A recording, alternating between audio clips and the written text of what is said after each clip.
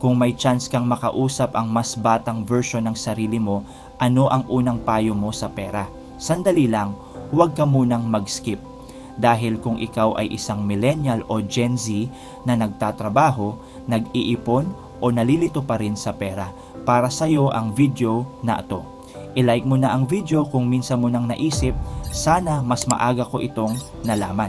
Mag-subscribe ka kung gusto mo ng content na diretso, relatable at hindi pa impress, pera at buhay walang filter. Sa video na to, pag-uusapan natin ang top 3 payo sa pera na dapat mong marinig mas maaga. Mga payong hindi tinuro sa school, hindi sinabi ng magulang, pero direktang tumatama sa totoong buhay ngayon. Hindi ito pangyabang, hindi ito pang judgment. Ito ay para sa mga taong ayaw nang matuto sa maling paraan. Kung handa ka nang mag-ipon ng oras, pera at sakit ng ulo, simulan na natin ngayon. Una, hindi mo kailangang kumita ng malaki para umayos ang pera mo. Maraming Pilipino ang naniniwala na kapag mas malaki na ang sahod, saka palang aayos ang pera.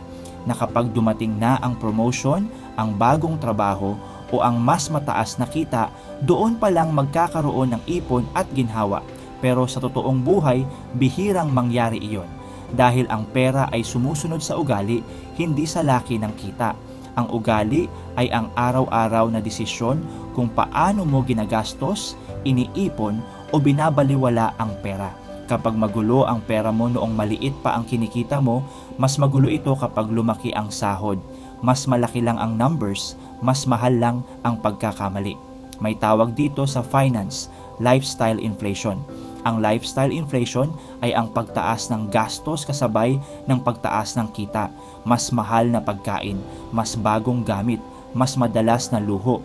At sa huli, pareho pa rin, walang natitira. Maraming tao ang kumikita ng sapat pero laging kapos. Hindi dahil kulang ang pera, kundi dahil walang sistema.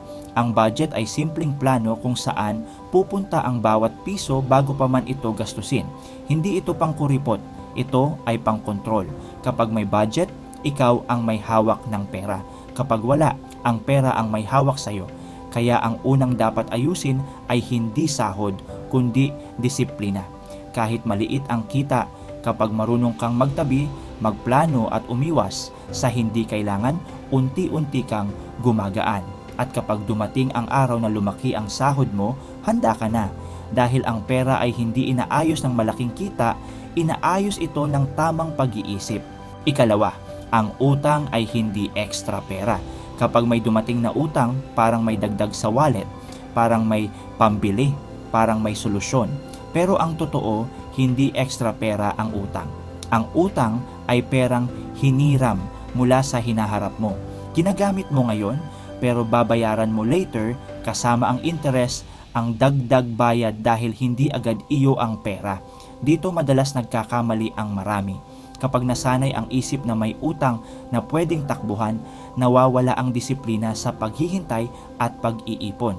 Lahat nagiging urgent, lahat pwedeng iswipe. Sa simula, maliit lang, isang installment, isang credit, isang app, pero habang tumatagal, nagkakapatong-patong. May tawag dito, debt cycle. Ang debt cycle ay ang paulit-ulit na pag-utang para bayaran ang dating utang. Uutang para makahinga, uutang para makabawi.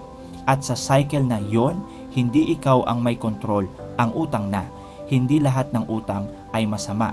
May good debt, ang utang na ginagamit para sa edukasyon o negosyo na may tsansang magbigay ng balik. Pero may bad debt, utang para sa luho at araw-araw na gastos. Kapag ang utang ay ginamit para sa pansamantalang saya, pangmatagalang stress ang kapalit. Maraming Pilipino ang nagtatrabaho hindi para sa sarili, kundi para sa mga utang na ginawa noon. Kaya mahalagang maintindihan ito ng maaga. Ang utang ay hindi reward, hindi bonus, at lalong hindi solusyon. Ito ay responsibilidad. At kapag hindi mo ito kinontrol, ito ang kokontrol sa'yo. Ikatlo, ang oras ang pinakamahalagang asset mo. Pare-pareho tayong binibigyan ng oras araw-araw. Walang dinadagdagan, walang binabawasan. Pero habang ang iba ay unti-unting umaangat, ang iba naman ay parang pagod na pagod pero walang napapala. Dito pumapasok ang isang katotohanan na madalas nating hindi pinapansin. Ang oras ang pinakamahalagang asset mo.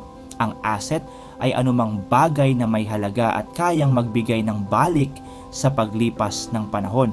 At sa lahat ng asset, pera, gamit, ari-arian, oras lang ang hindi na ibabalik. Kapag nawala ang pera, pwedeng kumita ulit. Kapag nasira ang gamit, pwedeng palitan. Pero kapag lumipas ang oras, tapos na. Sa Pilipinas, maraming tao ang sanay na ipagpalit ang oras kapalit ng pera. Trabaho ngayon, bayad ngayon. Kapag walang trabaho, walang kita. Ito ang tinatawag na time for money mindset. Ang pag-iisip nakikita ka lang kapag present ka at nagtatrabaho. Simple pero may hangganan. Dahil kahit gaano ka kasipag, hindi mo kayang magtrabaho buong araw, araw-araw. Ang iba, nauubos ang oras sa bagay na walang long-term effect, no? Walang bagong skill, walang growth, walang naipupundar. Pero may mga taong maaga nilang naintindihan ito. Ginagamit nila ang oras para matuto, para mag-build ng skill, para gumawa ng system. Ang system ay paraan para kumita o makakuha ng resulta kahit hindi ka laging present. Sa umpisa, mahirap, tahimik ang effort, walang instant reward. Pero habang tumatagal, ang oras na ininvest nila noon ay bumabalik sa anyo ng ginhawa, flexibility, at options. Hindi ibig sabihin na hindi sila napapagod, pero pagod na may direksyon, pagod na may patutunguhan. Maraming Pilipino ang nagsasabing wala akong oras, pero ang totoo, may oras, may maling inuuna lang. At kapag naintindihan mo ng maaga na ang oras ay asset, nag-iiba ang tanong mo sa buhay. Hindi na ano ang gagawin ko ngayon, kundi ano ang magiging epekto nito sa future ko. Dahil sa huli, ang oras na inalagaan mo ang mag-aalaga rin sa iyo balang araw. Kung napapaisip ka ngayon at sinasabi mo sa sarili mo, sana mas maaga ko to nalaman. Good news, hindi pa huli ang lahat. Ang pera ay hindi tungkol sa perfect timing. Ito ay tungkol sa pagiging aware ngayon at paggawa ng mas maayos na desisyon simula sa sandaling ito.